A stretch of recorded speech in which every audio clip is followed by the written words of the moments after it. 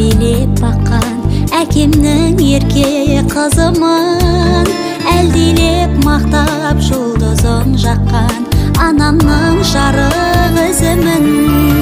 Маңдайдан сүйіп бетімнен өпкен әжемнің жұмсақ жүрегі менмін. Жаныма нұрлы шуағын төккен атамның асыл тілегі менмін. Дауыл мен желден қорған болатын ағамның нәзік ақ гүлі менмін. Көңілге сая орман болатын жеңгемнің шаттығымын.